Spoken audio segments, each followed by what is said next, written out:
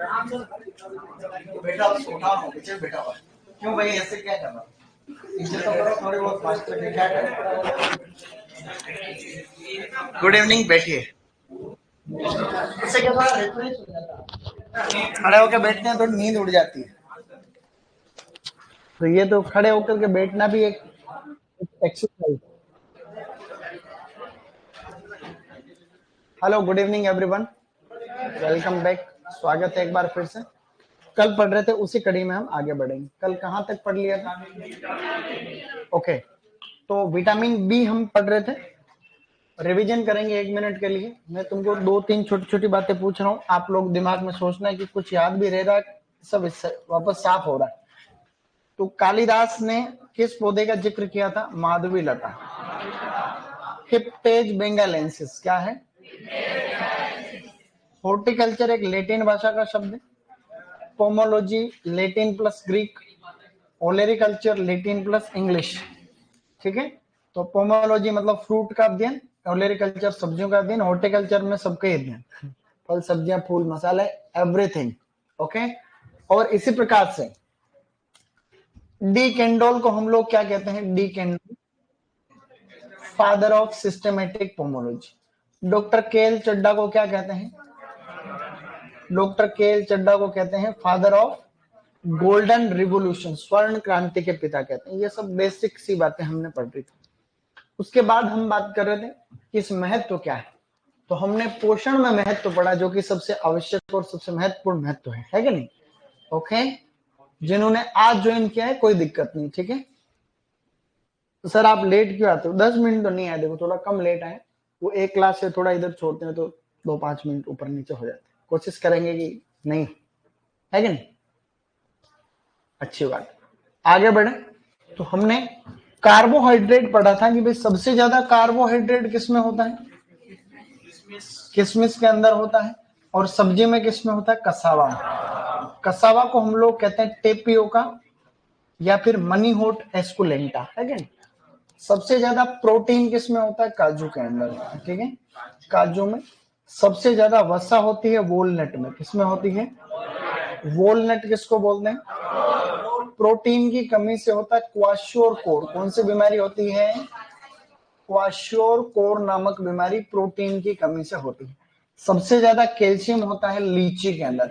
सबसे ज्यादा आयरन होता है सूखे करौंदे के अंदर। आयोडीन होता है भिंडी में और पोटेशियम होता है पालक। फिर विटामिन की हमने बात करी। विटामिन ए को हम लोग रेटिनोल या केरोटीन के नाम से जानते हैं। आम के अंदर, पपीता के अंदर, बथुआ की पत्तियों में या अरबी की पत्तियों में, गाजर में विटामिन ए होता है। विटामिन ए की कमी से होने वाले रोग: रतौंधी, जीरोफेल्मिया, केरेटोमलेशिया, बाइटोट्स स्पॉट यानी मोतियाबिंद।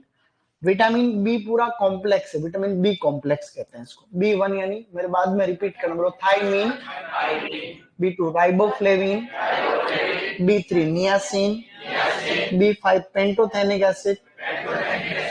B6 pyridoxine. बी7 बायोटीन। बी9 फोलेट और बी12 को साइनोकोबालेमिन। यहां तक था डन। विटामिन बी2 सबसे अच्छा किसमें होता है? बिलपत्र में। ये प्रश्न आया था सुपरवाइजर में पिछली बार। बी1 की कमी से बेरी बेरी होता है कि नहीं? बेरी बेरी रोग। तो आज हम उसी से आगे पढ़ने की कोशिश कर रहे हैं स्टूडेंट।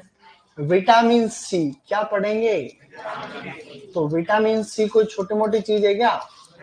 तो विटामिन सी को कहते, बाद में लिखेंगे, अभी खाली मेरे साथ में देखेंगे खाली, ठीक है ना, ताकि कुछ चीजें हम याद रखें। एस्कॉर्बिक एसिड क्या कहते हैं इसको? देखो एस्कॉर्बिक एसिड विटामिन सी है। ये विटामिन सी सबसे ज्यादा होता है। एक प्लम है काकाडू प्लम, क्या नाम है उसका? Kakadu plum. क्या नाम है उसका? Kakadu plum. मतलब एक फ्रूट होता है, छोटा सा जंगली टाइप का फ्रूट है, जिसका साइंटिफिक नेम टर्मिनेलिया से स्टार्ट होता है। किससे होता है? टर्मिनेलिया स्पीसीज, ठीक है ना, इतना। तो इसके अंदर सबसे ज्यादा होता है। दूसरे नंबर पे बारबेडोस चेरी। क्या है? तो दूसरे नंबर पे हो गया बारबेडोस चेरी। और तीसरे नंबर पे क्या है? ये घटता क्रम है ना। तीसरे नंबर पे है आंवला, चौथे नंबर पे अमरूद, तो अमरूद भी विटामिन सी का अच्छा स्रोत होता है, इसमें कोई शक नहीं है। तो अब ये सब ये घटता क्रम है ना, इसमें लगभग 5300 मिलीग्राम होता है। कितना होता है? इसमें 1000 से लेकर के 4000 मिलीग्राम प्रति 100 ग्राम होता है। आंवले में कितना होता है स्टूडेंट? 600 मिलीग्राम। अमरूद में कितना होता है? 300 या 299 मिलीग्राम, या तो 300 या मिली। जब भी ये मात्रा हम लोग लिखते हैं ये प्रति 100 ग्राम है। किसमें है? प्रति 100 ग्राम के अंदर कितना होता है ये बात हो रही है। 1 ग्राम में कितने मिलीग्राम होते हैं? 1000। कितने होते हैं? 1000। 1 ग्राम में 1000 मिलीग्राम होते हैं। मतलब 600 मिलीग्राम का मतलब है कि 100 ग्राम के अंदर 1 ग्राम से भी कम। यही तो है मिलीग्राम। मिलीग्राम का मतलब कम। आप कोई दवाई लेते हो, पैरासीटामोल या कोई दवाई, तो उसके ऊपर भी कंटेंट मिलीग्राम में लिखा आता है ना। तो कई बार मिलीग्राम का मतलब बहुत कम। 1 ग्राम में कितने मिलीग्राम? 1000। 1 लीटर पानी में, 1 लीटर पानी में अगर आप 1 मिलीग्राम मिलाते हो तो 1 पीपीएम बनता है। 1 लीटर पानी, उस 1 लीटर पानी में 1 मिलीग्राम मिला है तो कितना बना? 1 पीपीएम। 1 लीटर पानी में 100 मिलीग्राम बनाए तो कितना बनेगा? 100 पीपीएम।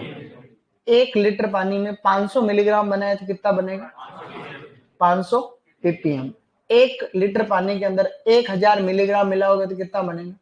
1000 पीपीएम। 1000 मिलीग्राम का मतलब 1 ग्राम। तो 1 लीटर पानी में अगर हम 1 ग्राम मात्रा मिला देते हैं तो 1000 पीपीएम। मेरी जनरल नॉलेज की बात समझ में आ रही? तो 1000 मिलीग्राम का मतलब 1 ग्राम। तो 1 लीटर पानी में 1 ग्राम मिलाया तो 1000 पीपीएम। 1 लीटर पानी में 2 ग्राम मिला दिया तो 2000 पीपीएम। तो अगर आपको जैसे 2000 पीपीएम का विलियन बनाना है, ठीक है, और उसमें कोई भी उपचार करना है, तो हम क्या करेंगे? 1 लीटर पानी में 2 ग्राम मिलाएंगे, 2000 पीपीएम हो जाएगा। है क्या नहीं? तो इसको भी आप लोग एग्रोनॉमी के अंदर और पढ़ोगे ऐसा। ठीक है, अब हम आगे बढ़ते हैं। देखो, विटामिन को याद करने की कोई ट्रिक नहीं है क्या? मेरा ये निवेदन है आपसे कि हर चीज के अंदर आपको ट्रिक नहीं घुसेड़नी चाहिए। ट्रिक एक ऐसा तरीका है जहां आप कंफ्यूज हो गए वहां ट्रिक काम आती है। जैसे दो चीजें सेम सेम फीलिंग आ रही कि भाई ट्रिक से ज्यादा हो रहा था यार। अब विटामिन तो आप बार बार पढ़ोगे तो अपने आप, मैंने कभी कोई चीज ट्रिक से याद करी नहीं आज। मैं तुम्हें करवाऊंगा भले बहुत सारी बातें, सबका दिमाग ऐसा नहीं होता, सबके अलग अलग सिस्टम होता है। लेकिन मैं भी हर विटामिन को ट्रिक से तुम तो पहले ट्रिक याद करनी पड़ेगी फिर विटामिन याद करना पड़ेगा। नहीं समझे? तो ऐसा कुछ नहीं है। तो विटामिन सी को एस्कॉर्बिक एसिड कहते हैं। इसमें मैं तुमको ट्रिक क्या बताऊं? इसकी ट्रिक बताऊंगा तो बाकी, हाँ, विटामिन बी वाली, कई लोग विटामिन बी कॉम्प्लेक्स की भी ट्रिक बताते हैं, मैंने देखा है। विटामिन बी को याद करने की ट्रिक, उससे अच्छा तो तुम 3-4 बार पढ़ लो, वैसे याद हो जाएगा। बी1 को थायमिन कहते हैं, बी2 को राइबोफ्लेविन कहते हैं, बी3 को नियासिन कहते हैं, बी5 को 5 यानी पेंटोथेनिक एसिड कहते हैं, बी6 को पायरिडोक्सिन कहते हैं, बी7 को बायोटिन कहते हैं, बी9 को फोलेट कहते हैं, बी12 को साइनोकोबालेमिन कहते हैं। जब आप इनको बार बार पढ़ोगे तो अपने आप याद हो जाएगा। सिद्धांत है ये। क्या है? सिद्धांत कि आप जब किसी चीज को बार बार पढ़ते हो तो परमानेंट याद होती है वो चीज। ठीक है, तो ये तो है फ्रूट और ये है सब्जियां। सब्जियों में एक तो है मिर्च। क्या है? मिर्च में विटामिन सी है। एक है करेला। सबसे ज्यादा किसमें? मिर्च। तो मिर्च विटामिन सी के लिए फेमस।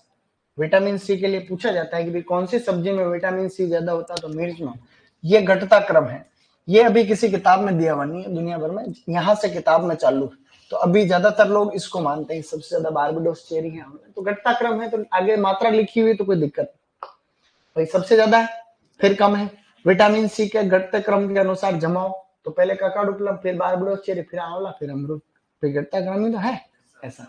विटामिन सी की कमी से कौन सी बीमारी होती है? स्कर्वी। तो स्कर्वी रोग, मसूड़ों में खून आना वगैरह, इस तरीके की ब्लीडिंग हो जाती है, और थकान वकान, ऐसे कई तरीके के इसके जो है लक्षण या सिम्टम्स है। विटामिन डी, विटामिन डी का नाम बताओ। कैल्सीफेरोल। क्या कहते हैं इसको? एक नाम तो है इसका कैल्सीफेरोल, एक नाम है इसका अर्गोस्टेरोल। क्या है? याद रखना, पहले सुपरवाइजर में आया हुआ अर्गोस्टेरोल। विटामिन के नाम को ऐसे मिलान करो, प्रश्न आया था, और फिर उसमें देख, क्योंकि ये 12th की बुक में है ना, इसलिए ज्यादा इंपॉर्टेंट है, बुक से प्रश्न आते हैं। तो अर्गोस्टेरोल बोल दो चाहे कैल्सीफेरोल बोल दो, एक ही बात है। ठीक है, दोनों ही ध्यान रखना। सूर्य की जो प्रकाश होता है उसको सनलाइट कहते हैं। क्या कहते हैं? तो सनलाइट के अंदर होता है। मशरूम के अंदर भी आपके विटामिन डी जो है थोड़ा बहुत पाया जाता है, मशरूम है ना। ऐसे करके। अब इस विटामिन डी और कैल्शियम की कमी से क्या होता है? हड्डियों से संबंधित दिक्कत जितनी भी होती है, हड्डियों के संबंधित विकार, ठीक है। तो हड्डियों वाले विकार में जैसे रिकेट्स, क्या है? एक तो है बेटा रिकेट्स, एक है ओस्टियोमलेशिया। क्या है? ओस्टियोमलेशिया। इस प्रकार से जो है ओस्टियोमलेशिया, ये गर्भवती महिलाओं में ज्यादा कई बार दिक्कत होती है। और एक होता है पिजन चेस्ट। क्या नाम है? पिजन यानी कबूतर जैसी छाती हो जाती है, पिजन चेस्ट। कबूतर जैसी छाती का मतलब छाती चौड़ी हो जाती है, हड्डियों में डिफॉर्मिटी की वजह से हड्डियां यहाँ से फूल जाती है ऐसे, और बाकी अंग जो है कम विकसित या अर्ध विकसित हो जाते हैं। तो विटामिन डी की कमी से होने वाले सोर्स कौन कौन से है? रिकेट्स, सोर्स कह रहे हैं रोग। तो एक तो रिकेट्स, ओस्टियोमलेशिया, बोलो osteomalacia, vitamin D, keratomalacia, vitamin A. तो केरेटोमलेशिया केरोटीन और ओस्टियोमलेशिया विटामिन डी। तो इन दोनों में हम कभी भी कंफ्यूज नहीं होंगे। अब हम किधर जा रहे हैं? आगे बढ़। देखिए ऐसा है, नेक्स्ट विटामिन को हम पता है क्या कहते हैं? Vitamin E. विटामिन ई बड़ी काम की चीज है भाई साहब। विटामिन ई की अगर कमी होगी तो कौन सी बीमारी होगी? बांझपन। क्या होगा? बांझपन को हम कहते हैं बंध्यता। क्या कहेंगे? बंध्यता को अंग्रेजी में कहते हैं स्टेरिलिटी। क्या कहेंगे? स्टेरिलिटी का मतलब होता है प्रजनन क्षमता का कमजोर होना। तो इसकी कमी हुई तो सबसे इंपॉर्टेंट क्षमता कम हो जाती, ठीक है ना। तो ड्राई फ्रूट्स, ड्राई फ्रूट्स का मतलब सूखे मेवे, काजू, बादाम, पिस्ता, अखरोट, ये खाने से इसमें फायदा होता है, ठीक है। तो ये खाने चाहिए। तभी तो मैं कह रहा हूँ सर्दियों के अंदर क्या क्या खाओगे? बादाम। बादाम लाओ, शाम को भिगो, सुबह खाओ। 5 7 10 बादाम तो भिगो सकते हैं। सर्दी में महीना भर खाने से ठीक रहता है उससे। क्या भाई, महीना भर तो कम से कम खाएं, पूरा साल नहीं तो। सर्दियों में वॉलनट, अखरोट थोड़े खाएं, काजू है। तो ये उससे क्या दिमाग को ताकत मिलती है।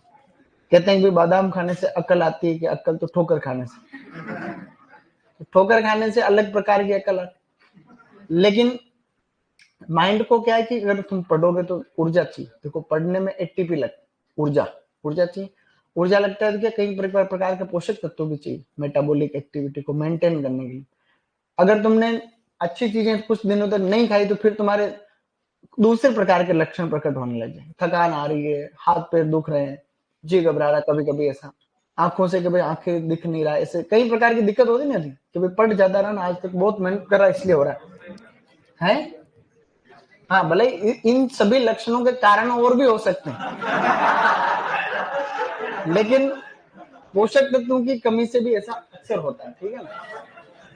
तो इसको हम कहते हैं बंध्यता रोधी विटामिन। क्या कहते हैं?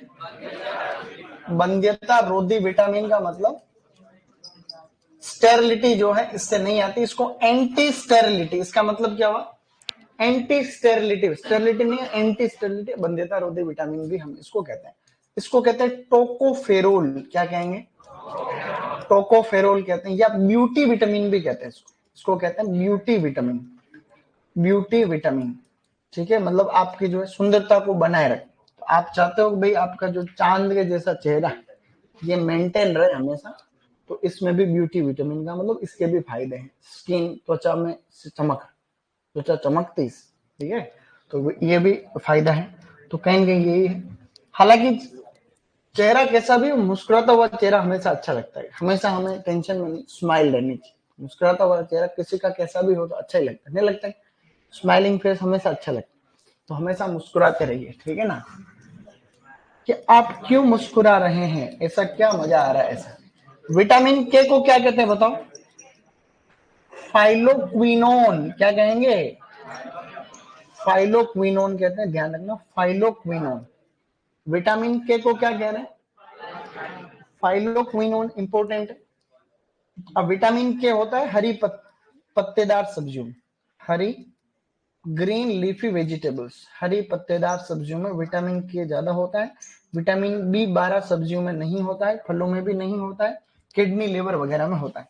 विटामिन की के जो है विटामिन के की कमी से रक्त का थक्का नहीं बनता है, मतलब ब्लड की क्लोटिंग नहीं होती, रक्त का थक्का नहीं बनना, रक्त का थक्का नहीं बनता है इससे, तो ऐसा अपने को ध्यान रखना है। ब्लड क्लोटिंग नहीं होती, अगर इसकी कमी है तो खून आते रहेंगे।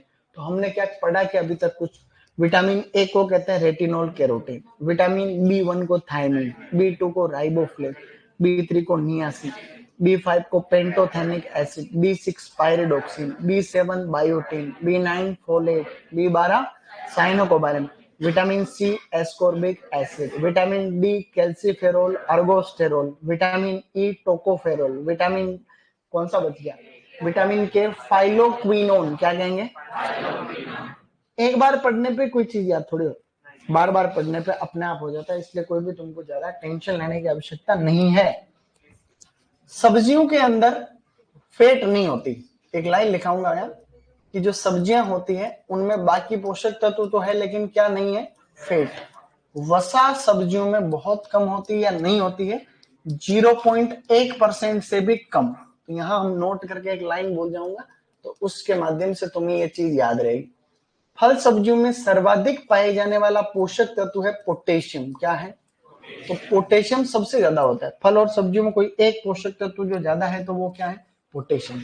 और फल सब्जी को हम और किस नाम से जानते हैं, प्रोटेक्टिव फूड, क्या कहते हैं, प्रोटेक्टिव। क्या बात है, बस इतना ही से तो आपको ध्यान रखना है। आगे बढ़ते हुए अब हम बात करेंगे फल सब्जियों में फर्क क्या है। कोई अपने को पूछ ले कि भाई फल और सब्जी में अंतर तो बताओ भाई साहब, तो अंतर देखो कैसे बताएं। फल और सब्जियों में बेसिक क्या डिफरेंस होता है उसकी हम बात करें। कोई पूछ ले सही तो हम उसको कम से कम बेसिकली ये बता पाएंगे कि फल सब्जियों में छोटा मोटा ये फर्क होता है, ठीक है। तो फल जितने भी होते हैं इनका खाने योग्य भाग क्या होता है, परिपक्व अंडाशय, क्या होता है, तो जितने भी फल होते हैं उनका अंडाशय ही खाया जाता है, मतलब परिपक्व होने के बाद में अंडाशय। तो मैं यहाँ पे लिख रहा हूं क्या, परिपक्व अंडाशय, यानी मेच्योर ओवरी ही खाई जाती। भाई फल, अंडाशय तो फ्रूट में कन्वर्ट होता है, तो फलों में तो यही, लेकिन सब्जियों में तो आप फल भी खा सकते हो, पत्तियां भी खा सकते हो, तना भी खा सकते हो और जड़ भी खा सकते हो। मतलब सब्जियों के हम लगभग लगभग सभी भागों को खा सकते हैं, जबकि फलों के ज्यादातर क्या खाते हैं, खाली खाली परिपक्व अंडाशय या फ्रूट को ही हम लोग खाते हैं। किस प्रकार की प्रकृति के होते हैं ज्यादातर, तो फ्रूट एसिडिक नेचर के होते हैं। कैसे होते हैं स्टूडेंट्स, अम्लीय प्रकृति के होते हैं। फल अम्लीय, सब्जियां क्षारीय। तो सब्जियां क्षारीय होती है टमाटर को छोड़ के, टमाटर अम्लीय होता है, क्या होता है, तो टमाटर अम्लीय है, बाकी सभी सब्जियां कैसी हैं, क्षारीय हैं। तो ये अपने को थोड़ा सा ध्यान रखने की जरूरत है। आगे हम बात करें कि किस चीज के ज्यादातर स्रोत होते हैं, तो फ्रूट में विटामिन की मात्रा ज्यादा है, क्या ज्यादा है, तो फ्रूट के अंदर विटामिन। सब्जियों में खनिज पदार्थ ज्यादा है, खनिज, खनिज पदार्थ का मतलब होता मिनरल्स। तो सब्जियों में विटामिन भी होते हैं, सब्जियों में फलों से कम होते हैं लेकिन विटामिन ज्यादा होते हैं। अब यहाँ इस लाइन का क्या मतलब है, देखो फ्रूट के अंदर क्या ज्यादा होता है, सब्जियों में क्या ज्यादा है, खनिज पदार्थ, लेकिन विटामिन भी होते हैं सब्जियों में। ये मैंने इसलिए लिखा कि एमपीयूएटी यूनिवर्सिटी के अंदर सुपरवाइजर के पेपर में प्रश्न आया कि सब्जियां मुख्यतया एक बहुत अच्छा स्रोत होती है कार्बोहाइड्रेट का, प्रोटीन का, वसा का, खनिज पदार्थ और विटामिन का। तो ऐसे में क्या करना अपने को, खनिज पदार्थ और विटामिन। तो सब्जियों में ये खनिज पदार्थ और विटामिन की मात्रा क्या है, ज्यादा पाई जाती है। हालांकि अकेला विटामिन की बात हो तो क्या है, ये फ्रूट है। तो इसमें कोई ज्यादा समझने वाली बात नहीं है, नॉर्मल सी चीज है। हम अगर जीवन चक्र की बात करें, जीवन चक्र का मतलब क्या होता है पता है, लाइफ साइकिल। तो फल जितने भी होते हैं स्टूडेंट्स बहुवर्षीय होते हैं, कोई नई बात नहीं। और जितने भी सब्जियां होती है वो क्या होती है, एक वर्षीय होती है, यानी ज्यादातर एनुअल होती, एक वर्षीय यानी एनुअल। तो ये कुछ कुछ बातें हमको ध्यान रखने की आवश्यकता। गर्मी थोड़ी ना हो रही, गर्मी हो रही है तो मैं तुम्हें सबके लिए पंखा चला देता हूँ, 2 नंबर पर चलेगा, बहुत बढ़िया। ये क्या है जुगाड़ जो समझ में आ जाता है, ये 2 पे चलेगा। अभी ऐसे घूमता रहेगा तो थोड़ी तुम सब क्या हवा आएगी, थोड़ी हवा आएगी, ठीक। उसकी कहाँ जरूरत है, रॉयल का एक पंखा काफी है सबके लिए। रॉयल के पंखों को कोई छोटी मोटी चीज समझ रहे हो हैं?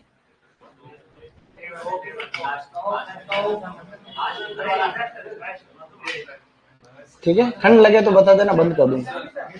ठीक है, तो क्या हमने अभी तक कुछ पढ़ा? हमने कुछ नहीं पढ़ा। अब एक अच्छा टॉपिक शुरू कर रहे हैं शुरुआत से स्टूडेंट। देखिए क्या है, अब वानस्पतिक वर्गीकरण क्या पढ़ेंगे हम? फल सब्जियों का, यानी फल सब्जियों का वानस्पतिक वर्गीकरण। वानस्पतिक वर्गीकरण को कहते हैं बोटेनिकल क्लासिफिकेशन। क्या कहते हैं? आवाज नहीं। सबसे पहले हम बात करेंगे फ्रूट्स की। किसकी बात करेंगे? फ्रूट्स बोलते हैं फलों। तो सबसे पहले हम फलों का वर्गीकरण पढ़ेंगे, फिर सब्जियों का भी पढ़ लेंगे, कोई नई बात नहीं है उसमें। अब फल और सब्जियों को आप देखोगे ना, तो मुख्यतः हम मोनोकोट और डाइकोट वाले वर्गीकरण से ही हम बात करेंगे। एक बीजपत्री और द्विबीजपत्री। एक बीजपत्री और द्विबीजपत्री। एक बीजपत्री का मतलब होता है मोनोकोट। क्या होता है? अब आप थोड़ी बहुत बायोलॉजी तो हमने पढ़ी है, आपने पंच जगत प्रणाली पढ़ रखी। देखो दुनिया में जितने भी जीव जंतु होते हैं उनका वर्गीकरण RH व्हिटेकर वाला क्लासिफिकेशन आपने पढ़ा। मोनेरा है, प्रोटिस्टा है, आपने फंजाई है, एनिमेलिया है, प्लांटी। 5 किंगडम, तो 5 जगत प्रणाली। प्लांट किंगडम जितने भी दुनिया के प्लांट हैं उनको फर्दर और क्लासिफिकेशन कर रखा है। हेलोफाइटा, टेरिडोफाइटा, ब्रायोफाइटा, स्पर्मेटोफाइटा। स्पर्मेटोफाइटा के अंदर वापस विभाजन है 2 प्रकार, एंजियोस्पर्म और जिम्नोस्पर्म। ठीक है, आवर्त बीजी और अनावर्त बीजी। तो जितने भी फल सब्जियां हैं ये सभी के सभी एंजियोस्पर्म्स। क्या है? एंजियोस्पर्म और जिम्नोस्पर्म में एक फर्क कि एंजियोस्पर्म के अंदर हमेशा बीज जो होता है वो फल के अंदर आता है। मतलब पहले फूल आएगा, फिर फल बनेगा, और फल के अंदर मतलब जनरली सीड्स जो होते हैं वो इनक्लोज्ड रहते हैं फ्रूट के अंदर। जिम्नोस्पर्म में ऐसा कुछ प्रोसेस नहीं होता। फ्लावरिंग प्लांट है, नॉन फ्लावरिंग प्लांट, उनमें फूल नहीं आते। फूल किस में आते हैं? एंजियोस्पर्म। एंजियोस्पर्म को 2 भागों में बांट रखा है, मोनोकोट और डाइकोट। ठीक है, मैंने अभी जो भी बताया वो खाली जनरल नॉलेज था, अगर ये लिखना होता तो मैं तुम्हें लिखा देता। तो एक बीजपत्री और द्विबीजपत्री में भी अंतर होता है, वो भी बोटनी में पढ़ते हैं। एक बीजपत्री और द्विबीजपत्री में क्या फर्क होता है सामान्य ज्ञान के हिसाब से? एक बीजपत्री की जड़ें ज्यादा गहरी नहीं होती, जिनको हम लोग कौन सी जड़ें कहते हैं? जकड़ा जड़ें, फाइब्रस रूट सिस्टम होता।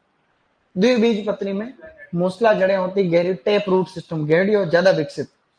एक बीजपत्री कम विकसित पौधे हैं, द्विबीजपत्री ज्यादा विकसित पौधे हैं। इसमें और भी कई फर्क है। पत्तियों को देख, पतली पत्तियां पाई जाती है ज्यादातर कैसे, यानी कि अंदर जो वो शेराएं होती है ना वो समानांतर होती है सीधी, जबकि द्विबीजपत्री के अंदर जो है पूरा विकसित होता है, रेटिकुलेट वेनेशन पाया जाता है। एक बीजपत्री के अंदर जो पत्तियां होती है वो इस तरीके से वेनेशन है, द्विबीजपत्री के अंदर पूरा सिस्टम से ये पूरा विकसित पत्तियां होती है। ऐसे छोटे छोटे कई सारे फर्क है, वो अपने काम के नहीं। फर्क याद रखना ही हो और जनरल नॉलेज हो तो एक बता देता हूँ अच्छा फर्क, फूल वाला। एक बीजपत्री के फूल को तोड़ो और उसकी पंखुड़ियों को गिनो। पंखुड़ियों को गिनोगे तो 3 के गुणा में आएगी, 3, 6, 9। इसका मतलब वो एक बीजपत्री। आपने किसी पौधे का फूल तोड़ा और उसको गिना, किसको गिना? पंखुड़ियों को। दलपुंज होते हैं, दलपुंज बाय दलपुंज, दोनों में से किसी एक को गिनना। ठीक है, तो 3 के गुणा में आ रहे हैं तो एक बीजपत्री। अगर उनको गिन रहे हो तो 4 है या 5 है, या तो 4 है या 8 है, मतलब 4 के गुणा में है, या फिर उनको गिन रहे हो 5 है या 10 है, यानी 5 के गुणा में। अगर वो 3 के गुणा में है इसका मतलब तो वो क्या है? एक बीजपत्री। 4 या 5 के गुणा में तो वो क्या है? ये एक सामान्य अंतर है, सरल अंतर है। आपने किसी फूल को तोड़ा और पता कर लिया, है क्या नहीं? बाकी आप पौधे को देख के भी पहचान सकते हो। केला एक बीजपत्री, जड़ें ज्यादा गहरी नहीं होती है। एक आम है तो गहरी जड़ें होती है, ऐसे। तो आप इसे देख के भी पहचान सकते हो। अभी हम आगे देखेंगे तो पौधों में तुम्हें सीधा ही पता चल जाएगा। ये सामान्य ज्ञान था, ये आपके सिलेबस में नहीं है और टेंशन भी नहीं लेने का। अब हम मोनोकोट में कौन कौन से फल आते हैं उनकी बात कर रहे हैं। एक टेबल बनेगी, सबसे पहले क्रम संख्या लिखना, उसके बाद में इधर तो लिखेंगे कुल। क्या लिखेंगे? कि कौन सा कुल है। आगे लिखेंगे उसका सामान्य नाम, कि उस फल को हम सामान्य नाम किससे जानते? जैसे केले का सामान्य नाम क्या है? केले। केले का केले ही है। वो म्यूसा पैराडीसी का उसका वानस्पतिक नाम। तो आगे लिखेंगे वानस्पतिक नाम, फिर लिखेंगे गुणसूत्र संख्या, फिर लिखेंगे उत्पत्ति स्थल। उत्पत्ति का मतलब धरती पे सर्वप्रथम वो किस इलाके में मतलब आए या प्रकृति ने उनको बनाया। तो सबसे पहला जो कुल है उसको हम कहते हैं एरेकेसी। क्या नाम है? एरेकेसी। तो पहली फैमिली एरेकेसी है स्टूडेंट्स। एरेकेसी का दूसरा नाम है पामी। क्या नाम है? पामी। इसके अंदर सबसे पहले जो आता है खजूर। क्या आएगा? एक तो आता है खजूर, एक आता है नारियल, सिलेबस में नारियल नहीं है। तीसरा आता है सुपारी। क्या आता है रे भैया? सुपारी। ये सभी एरेकेसी फैमिली में आते हैं, मोनोकोट। खजूर सिलेबस में। खजूर का वैज्ञानिक नाम बताओ। फोनिक्स या फिर फिनिक्स डेक्टाइलीफेरा। क्या है? फिनिक्स डेक्टाइलीफेरा। फिनिक्स डेक्टाइलीफेरा। नारियल को कहते हैं कोकस न्यूसीफेरा। कोकस न्यूसीफेरा, न्यूसी है ना, कोकस न्यूसीफेरा। इसका नाम याद नहीं रखना है, रखना चाहो तो मैं लिख दूंगा भले, लेकिन सिलेबस में अरेका कटेचू। क्या कहते हैं? Areca catechu. आप लिखना चाह रहे हैं कोई बात नहीं, अरेका कटेचू। तो ऐसे करके ये नाम है। खजूर में गुणसूत्र होते हैं 36। खजूर का उत्पत्ति स्थल इराक का, कैसे? कबूतर इराक। दक्षिणी पश्चिम एशिया। क्या है ये? दक्षिण पश्चिम एशिया। नारियल में 32 है। दक्षिणी पूर्वी एशिया। क्या है ये? दक्षिण, ऊपर वाला पश्चिम था, ये दक्षिणी पूर्वी एशिया। इसके अंदर सेम टू सेम 32 है, सेम टू सेम दक्षिणी पूर्वी एशिया। आपको इस पूरी स्लाइड में से खाली क्या याद रखोगे तो काम चलेगा? खजूर। बाकी याद ये रखना है कि भाई नारियल और सुपारी भी क्या है? एक बीजपत्री। एक बीजपत्री में अरेकेसी फैमिली में दो पौधे और हैं, वो आप खाली नाम याद रख लेना। एक तो है ऑयल पाम। क्या है? और एक है पल्मीरा पाम। क्या नाम है? पल्मीरा पाम। ये दो पाम आप ध्यान रखोगे। इसका नाम तो होता है इलेइस गुइनेंसिस। क्या होता है? इसका होता है बोरासस फ्लेबेलिफेर। क्या है? बोरासस फ्लेबेलिफेर। ये खाली ये याद रखना है कि मोनोकोट है। क्या याद रखोगे? शाबाश। अब देखो आगे, दूसरा कुल है तुम्हारा ब्रोमेलिएसी। क्या है? क्या ये कोई छोटी मोटी चीज है क्या? और क्या, ब्रोमेलिएसी में आता है पाइनएप्पल। पाइनएप्पल। अनानास कोमोसस। क्या नाम है? अनानास कोमोसस। और अनानास कोमोसस में गुणसूत्रों की संख्या 50। उत्पत्ति स्थल ब्राजील। बताओ ब्राजील कौन से महाद्वीप में स्थित है? बताया था मैंने 2 दिन पहले। यूरोप में कहां से ब्राजील आ गया? इनको विश्व का, एशिया में किधर ब्राजील? भाई विश्व का नक्शा तो तुम्हारे दिमाग में रहना। देखो कोई भी बात निकले, किसी देश का नाम आते तुम्हारे दिमाग में कम से कम आइडिया रहे कि ये फला देश फली जगह पे। मेरी बात को समझे तुम? जैसे तुमने पाकिस्तान का नाम लेते, पाकिस्तान यहां से थोड़ी याद आता कि उस साइड। जैसे कि मानना कि अब एक चीज समझना, वापस राजस्थान की बात कर रहे हैं। राजस्थान की बात करें तो कई बार यूं जैसे आता है गंगानगर, तो तुम्हें यूं थोड़ी आता है गंगानगर इधर। तुम्हारे दिमाग में नक्शे में आता है गंगानगर ऊपर, आता नहीं आता कि डूंगरपुर बांसवाड़ा, तो यूं थोड़ी आता उस साइड है। यूं आता है कि भाई नक्शे में नहीं। नक्शे से क्या हमें एक्चुअल जानकारी ज्यादा जल्दी याद है। भारत के नक्शे में तुम्हें पता तमिलनाडु, तुम्हें ये थोड़े तमिलनाडु उधर, तमिलनाडु आपके नक्शे में सेट है कि तमिलनाडु वहां पर। जम्मू कश्मीर आते ही तुम यहाँ से ये अनुमान थोड़ा लगाते हो कि इस दिशा में, तुम ये लगाते हो जम्मू कश्मीर उत्तर भारत में, नक्शे में ही तो सेट है। मोटे मोटे देश भी पता रहे तो बात बने कि भाई दुनिया में ये महाद्वीप मेन देश ज्यादा 200 देश है लगभग। उसमें से आप लोग कम से कम 50 60 50 तो आपके एशिया है। मैं अभी बता 50 तो 50 बता दूं अभी। लेकिन ये कैसे याद रहेगा? कैसे याद रहेगा? जब आप इसको बार बार, आप फोन आपके हाथ में तो फालतू की चीजें देख, गूगल का जो मैप है, गूगल मैप में आप ओके करो, और गूगल मैप में पूरा दुनिया का नक्शा है, आप उसको हल्का हल्का देखते रहो। खाली 5 मिनट का टाइम फिक्स करना है कि आज मैं देख रहा हूँ, तुम्हारा गांव तो तुमने देख ही रखा भाई, गूगल मैप के ऊपर गांव तो देखा ही नहीं देखा, तो उस नक्शे में जब तुम गांव देखते हो तो पूरा उसको बिल्कुल उसको ऐसे करके छोटा कर दो। फिर देख लो ये दक्षिण अमेरिका है, उत्तरी अमेरिका, वो तो तुम्हें पता ही है। फिर ब्राजील कहाँ पे, इसका धीरे धीरे धीरे धीरे देखो, एक दिन देखा एक आधा पता रहा, 5 दिन बाद में देखो थोड़ा थोड़ा आपके दिमाग में परमानेंट मेमोरी में सेट होने लग जाएगा। तो कल कोई न्यूज, कल कोई माना कि तुम अधिकारी बनोगे, कोई आगे चल के पढ़ना, और कुछ भी बनोगे, किसने देखा, कोई अधिकारी बन रहे हो तो कोई ब्राजील की न्यूज देखी तो तुमने रटना पड़ेगा, नहीं तो ब्राजील का सीधा पता है ब्राजील वहां फैला जाए, अमेजन के फॉरेस्ट है, दक्षिण अमेरिका में ब्राजील, दक्षिणी पूर्वी एशिया, हाँ इस इलाके को दक्षिणी पूर्वी, मैं भी बता दूंगा नक्शे में, लेकिन मेरे एक बार बताने से गाड़ी उड़ेगी नहीं, समझ रहे हो क्या। गाड़ी एक बार बैलेंस बनाने के लिए चला देंगे काम, लेकिन आपको ध्यान रखना, ठीक है। सर गूगल मैप की जगह से यूपी के बरेली में 3 फ्रेंड्स की डेथ हो गई। अरे तो तुम्हें मैं कोई गूगल मैप पे कोई तुम्हें पुलिया उड़ाने की थोड़ी बोल रहा हूँ, कोई कि तुम पुलिया पे जाके कार को उड़ाओ गूगल मैप पे देखे, मैं तो तुम्हें एक नक्शे देखने की बोल रहा हूँ। भाई गूगल मैप में वो पुलिया से नीचे गिर गए, ये एक अपवाद है। भाई गूगल मैप में देख के जा रहा था आगे पुलिया टूटा हुआ, पुलिया टूटा हुआ, तो मैप वाले को थोड़ी पता है कि आगे पुलिया पुलिया टूटा हुआ। मैप का रोज थोड़ी अपडेट होता, मैप को तो अपडेट होने में टाइम लगता, लेकिन मैं जो कह रहा हूँ वो डेथ वाला पॉइंट नहीं है। तुम तो उस बात को लेके बैठ रहे हो।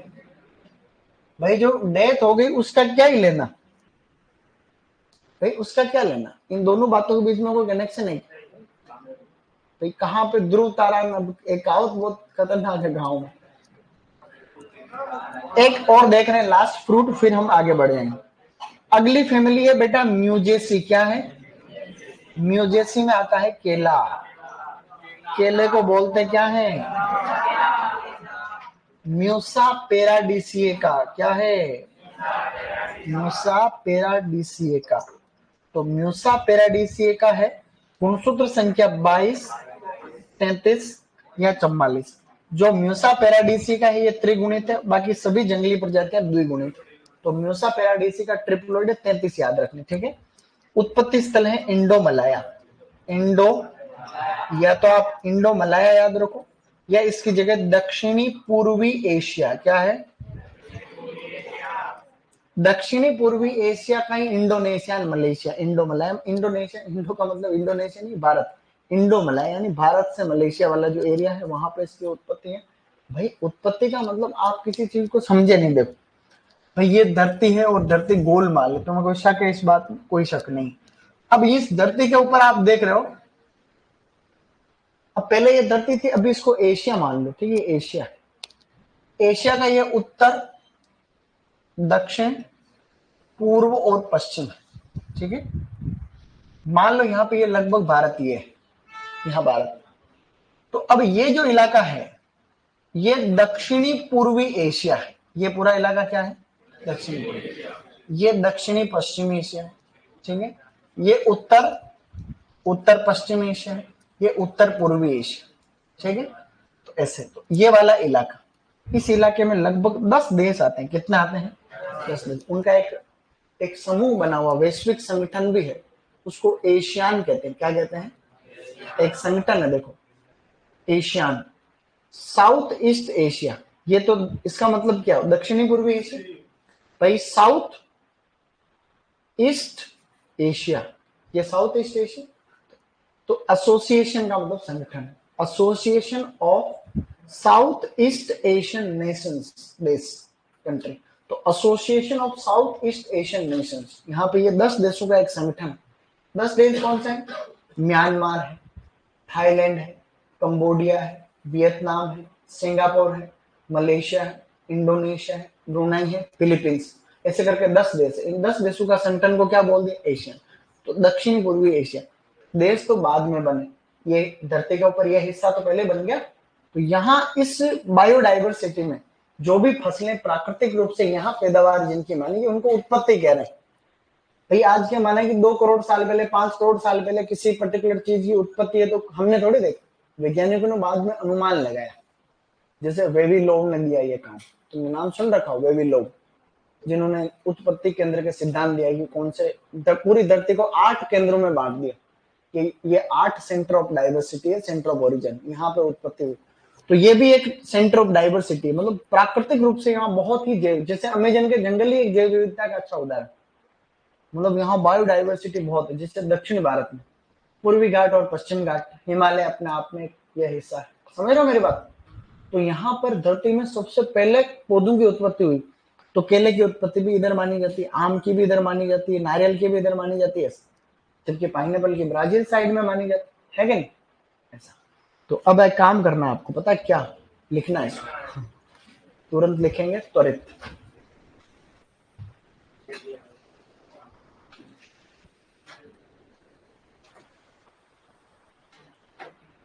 सर मेरे को फैमिली के बारे में कुछ पता नहीं चल रहा, बताओ। तुम्हारी फैमिली उस कार में तो नहीं बैठी थी? फैमिली का मतलब ऐसा है कि भाई क्या, एक बार लिखो फिर बताऊंगा सबको सब।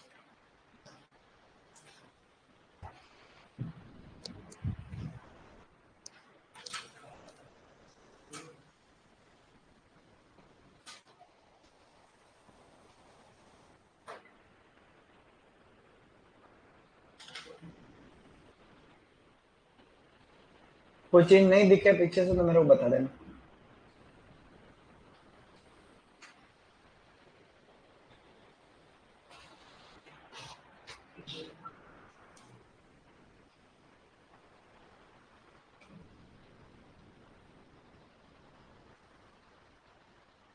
और ये थोड़ा पछता काम कर रहा है।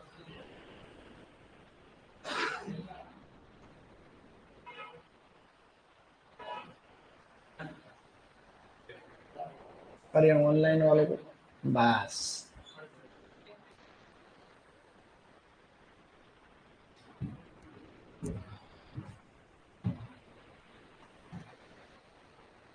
आराम से एक बार ऑनलाइन में जितने भी स्टूडेंट्स हैं बेटा, ऐसा है कि अपने को टेंशन नहीं लेने का, आराम से पढ़ो, सब कुछ होगा। मैं जो बातें करता हूँ ना क्लास में, इनका बहुत जीवन में तुम्हारे काम आएगी। पढ़ाई के संबंधित जो भी बातें होती है, नहीं भी होती वो भी काम की ही चीजें, ठीक है? तो मैं जो कहता हूँ उन बातों को सुनो और पढ़ते रहो, हो जाएगा सिलेक्शन। ठीक है सर? कॉलेज में पढ़ते के साथ हो जाएगा सिलेक्शन। हाँ, कॉलेज में पढ़ने, तुम कौन सा कॉलेज में पढ़ते हो? कॉलेज में कोई पढ़ता है क्या? तुम ये चीजें पढ़ो तो हो जाएगा सिलेक्शन।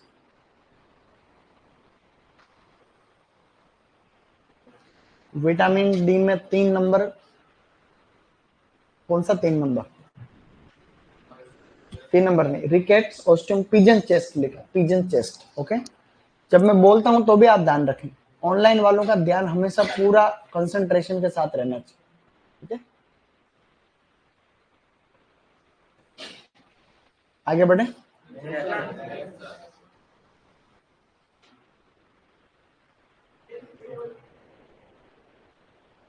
सर मैं कश्मीर में हूँ, हॉर्टिकल्चर में। कोई बात नहीं बेटा, कश्मीरी अपना पूरा भारत का ही है, ठीक है? तो तुम कश्मीर में पढ़ रहे हो तो अच्छी बात है। कश्मीर से यहाँ उदयपुर आओ, तब देखो क्या क्या तुमको लाना है जो बता देता हूँ। एक तो तुमको सेब लेके आने 2-3 किलो मेरे लिए स्पेशल। एक तेरे को वहां से थोड़ी सी बादाम, काजू, केसर भी बहुत फेमस है कश्मीर, केसर वैसर ये सब तुम्हें डिब्बे में भर के लाना है। सस्ते मिलते हैं वहाँ, सस्ते मिलते हैं।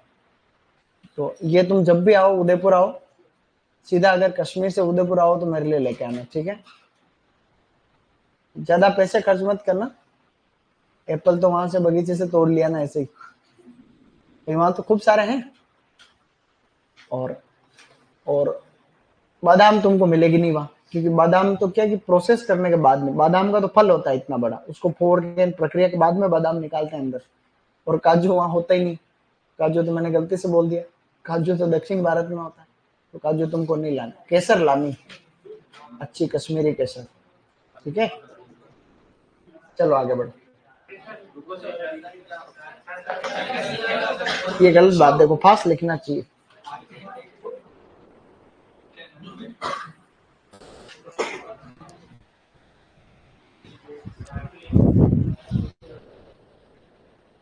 है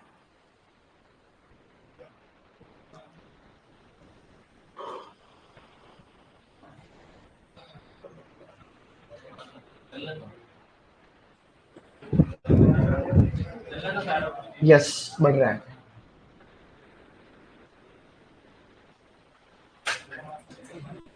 अर्गोस्टेरोल, ओके। हो गया बेटा?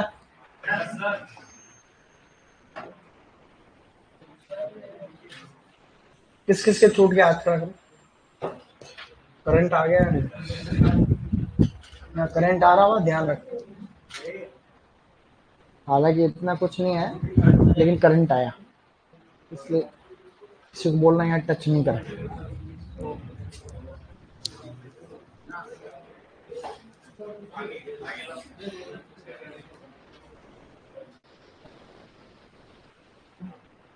अब फास्ट लिखो है ना। अच्छा, आज सुपरवाइजर का रिजल्ट आने वाला था, 28 तारीख का था आज। मैं देख लेता हूँ, आया हो तो कट ऑफ बता देता हूँ तुमको।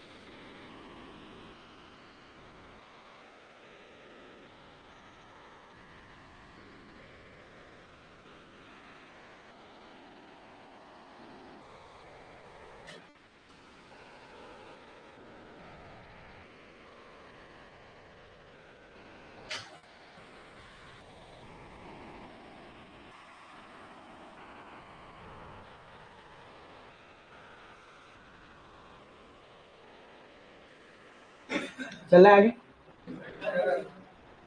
टीचर तो आए नहीं, और वो कह रहे थे कल 28 को। आज 28 तारीख थोड़ी है, तो 28 ही है, तो फिर आज होना चाहिए।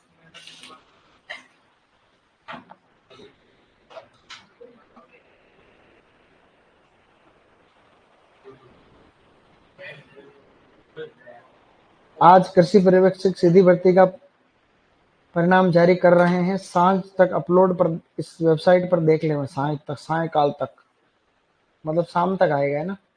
कट ऑफ तुमको बता देंगे जैसे आएगा, है? बड़े आगे तो कट ऑफ इतनी जाएगी। ओबीसी की जाएगी कितनी? 330 प्लस, 330 जाएगी ओबीसी। 230, सॉरी। यहाँ लाइन लिखो, यहाँ लिखो सब्जियों में, नोट करके एक लाइन लिखो फटाफट।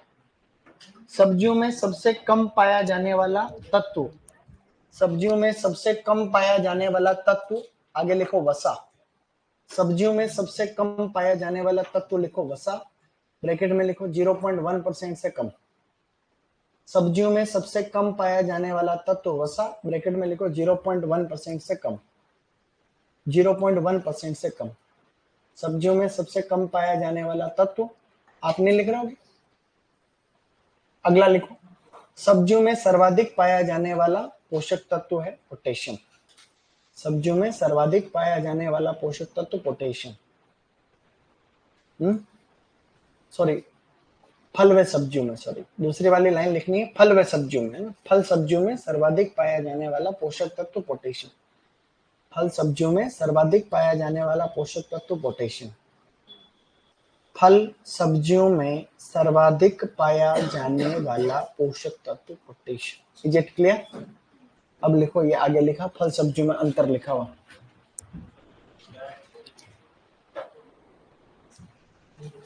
सर पिछले पेपर में कितना ही जोर लगा लो 70 से ज्यादा नहीं हो पा रहा है। हाँ तो ज्यादा जोर नहीं लगाना आप, नहीं।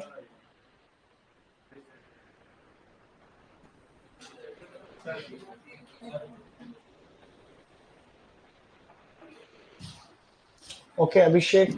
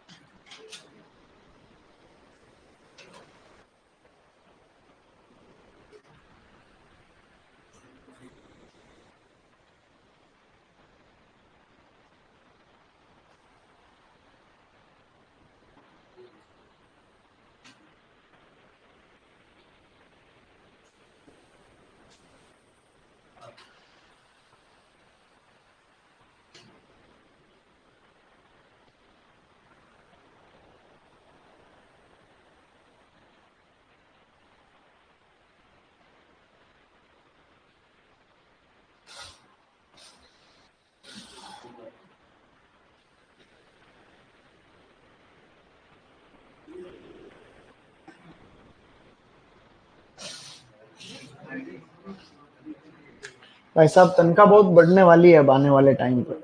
देखो आज ये न्यूज आई है, केंद्र सरकार में बढ़ रही है, इसका मतलब 8वें वेतन आयोग में तुम्हारे भी खूब बढ़ जाएगी। 18,000 नहीं, 51,480 रुपए होगी कम से कम बेसिक सैलरी। 18,000 नहीं, 51,000 न्यूनतम बेसिक। 1 करोड़ कर्मचारियों के लिए खुशखबरी। 8वें वेतन आयोग में केंद्रीय कर्मचारियों को अभी तक 18,000 रुपए न्यूनतम बेसिक सैलरी मिलती है। नए साल में मोदी सरकार केंद्रीय सरकार को बम्पर सैलरी का तोहफा दे रही है। इसमें 18,000 की जगह 51,480। अगर ऐसा ही हो जाता है तो तुम्हारी तनख्वाह होगी सुपरवाइजर बनने के बाद में 60-70। बीएससी नहीं मांगेंगे, बीएससी नहीं मांगेंगे। मांग ली तो फिर कहीं से अपन लाएंगे मांग।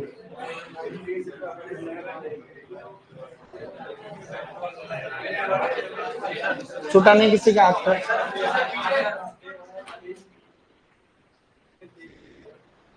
बीएससी नहीं मांगनी चाहिए। देखो वैसे तो नहीं मांगेंगे, लेकिन भरोसा नहीं कर सकते, लेकिन नहीं मांगेंगे। इसके पीछे कारण है राजनीतिक महत्वाकांक्षा। सरकार चाहती है कि ज्यादा से ज्यादा लोगों को मौका मिले। अब 12वीं की जगह ग्रेजुएट कर देंगे तो 12वीं पास कहाँ जाए।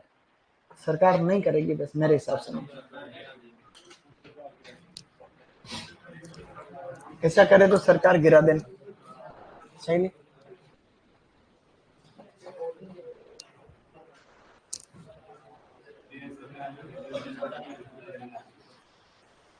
इराक के कोष्टक में लिखा है दक्षिणी पश्चिम एशिया और आगे लिखा है दक्षिणी पूर्वी एशिया।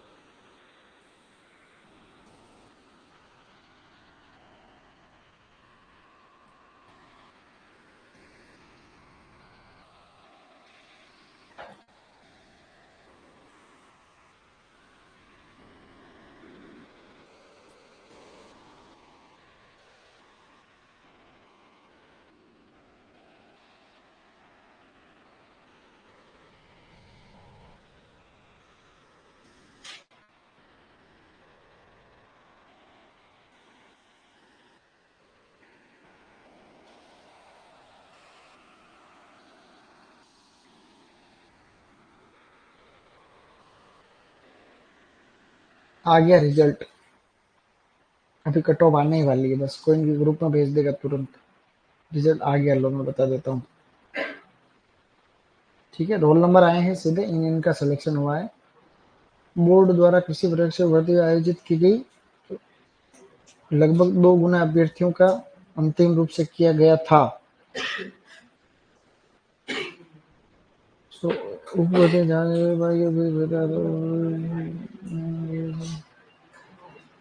कट ऑफ बता दो सीधी। चलो बताता हूँ।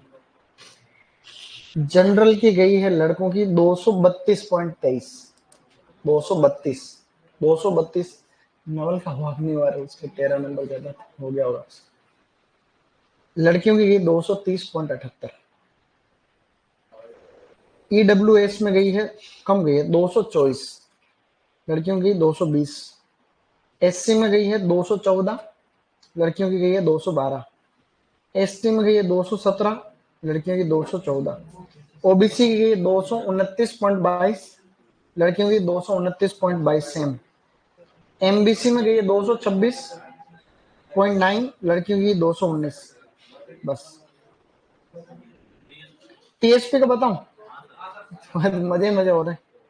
जनरल की गई है 196। लड़कियों की गई है 196 जनरल में। एससी में गई है 182 और एसटी में गई है 177। लड़कियों की गई है एसटी लड़कियों की 162। अच्छा, लास्ट है, फटाफट लिख लो। तुमने सुन लिया, एक बार की अपडेट यही थी।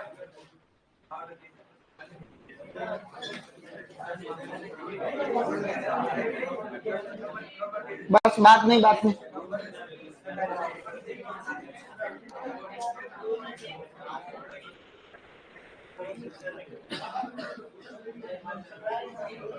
सभी ने लिख लिया था?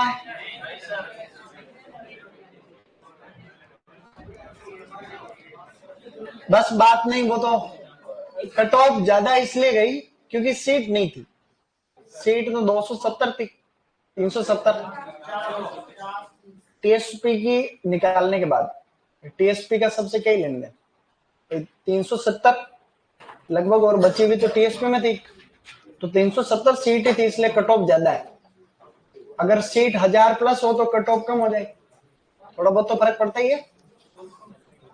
अगर पेपर ठीक ठीक आए और सीटें ज्यादा हो तो कट ऑफ 200 के आसपास भी आ जाए, 210, 215। हालांकि पिछले साल इससे भी ज्यादा थी, जब 2000 पद थे तब भी ज्यादा थी, क्योंकि पेपर इजी था।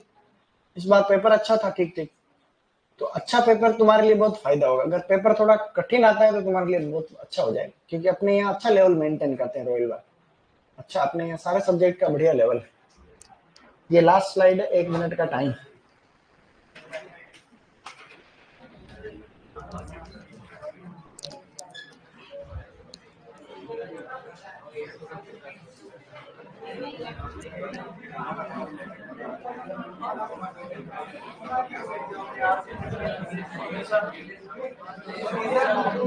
सोनी सर हो गया, 1 सेकंड, बस बस।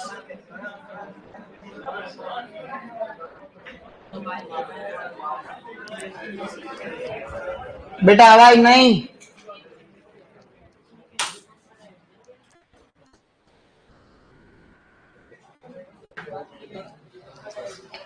सर एसटी की कट ऑफ कितनी थी? जो एसटी का कितनी बताई? 217, 217 थी एसटी की,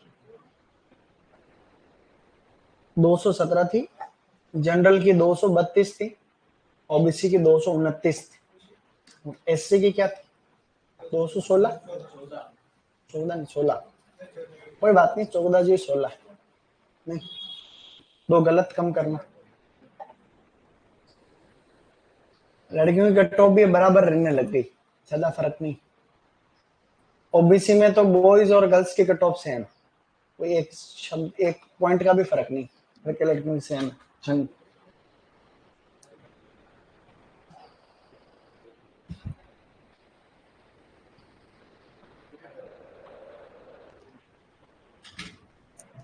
सर आरक्षण वाला लफड़ा खत्म करना चाहिए।